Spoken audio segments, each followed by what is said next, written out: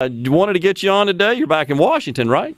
I am. I'll actually be able to fly home tonight. Be down in Southwest Mississippi tomorrow. Going to be down in Adams County, the city of Natchez, spending the day down there. But still up in D.C. Just finished votes up a few minutes ago, and trying to get a few last-minute things done before I get to fly home tonight. Gotcha. Well, safe travels. I know you'll be glad to get home to Haley and the kids and the family, and hopefully you can spend some time. When you got to go back?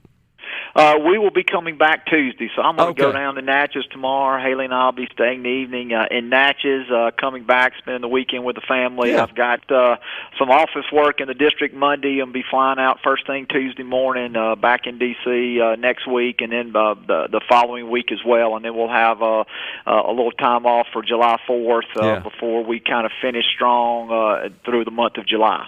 Good. Well, take care and enjoy that. All right, so you have just been appointed as the vice-ranking member of the Homeland Security Committee.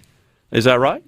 That's correct. The announcement was made this week. There's been some ongoing conversations about this for the last several weeks.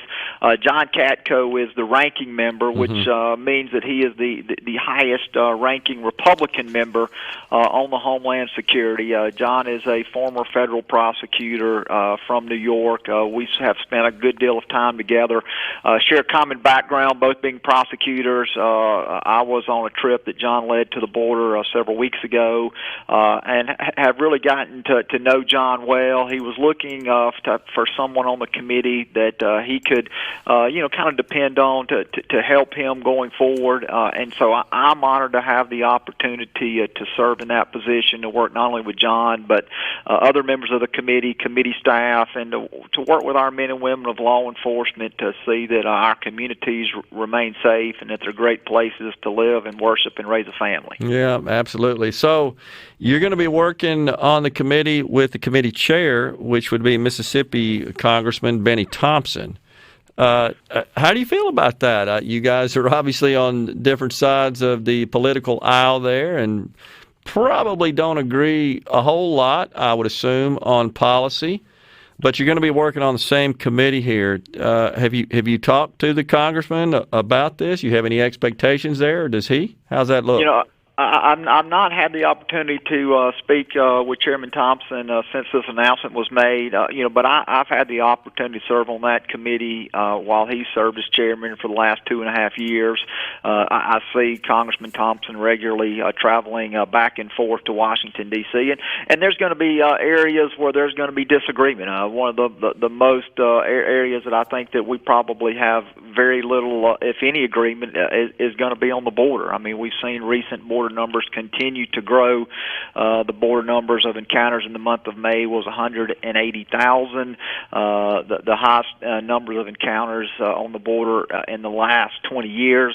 Today we had a hearing as we were talking about the president's budget request, particularly the request for Homeland Security. And you look at those budget numbers, and the things that stood out to me is there were no additional funding for any Border Patrol agents, no additional funding for any ICE agents, and no funding to continue wall construction. And so those are going to be areas where we're going to continue to disagree. I believe that based on what we see, that we need to be investing in additional agents along the border. We need to continue construction of that border wall. We saw the governor in Texas just last week saying that if the federal government's not going to build the wall, the state of Texas is.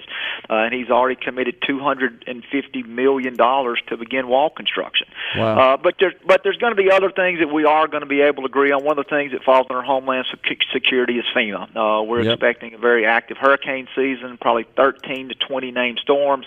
We see now that there's a tropical storm, Claudette, which is forming right now, expected to jump up to 20 inches of rain across the coastal areas of Mississippi, Louisiana, and Alabama. And so if you're talking about FEMA, you're talking about improving cybersecurity. We've seen the recent attacks on Colonial Pipeline, the JBS beef processing plants, which shut down 9 plants in the United States.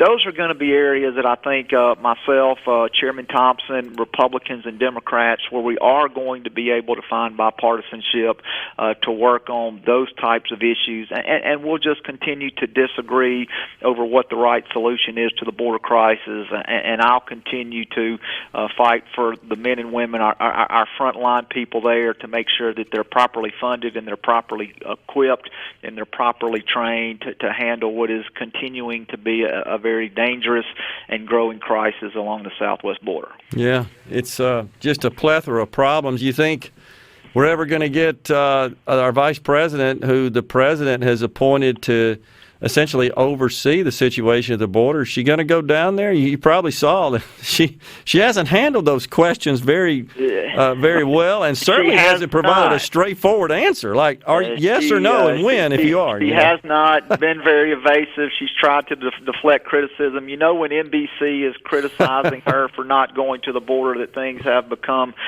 tremendously dire. And so it's time for her and the president both to go to the southwest border to see firsthand the things that we saw months ago, and to really begin to prioritize what we're seeing along the border and not continue to stick their head in the sand and act like that there is no problem along the border. Yeah.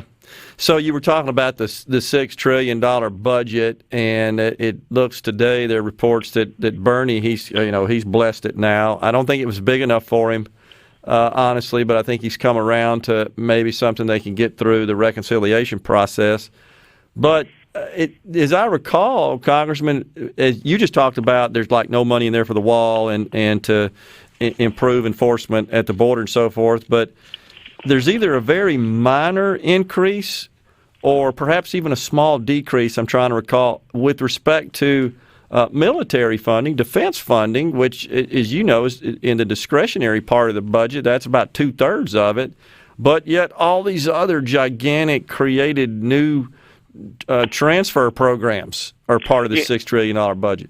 You know, you're exactly right. When we look at social programs, most all the social programs received they're requesting double-digit increases. But as it relates to federal law enforcement, as it relates to the military, there were either very minor funding increases or, in many cases, no increases at all. You know, one of the things that came up today, and again, this is just particular to Homeland Security, as the president submitted a budget that requested no border wall security, no additional border patrol agents, no additional ICE agents.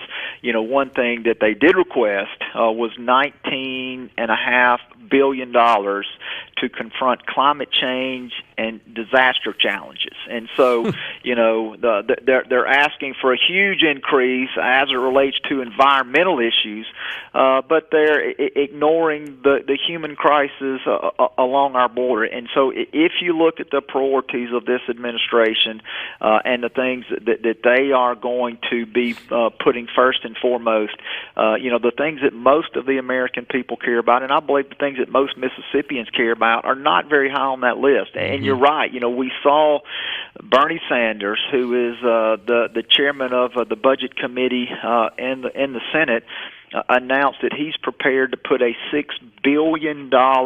trillion reconciliation package on the table, which he would attempt to pass over the objection of every Republican, in addition to the normal budget that we pass every year. And so we're talking about a tremendous increase to our national debt, and something that we're going to be burdening our children and our grandchildren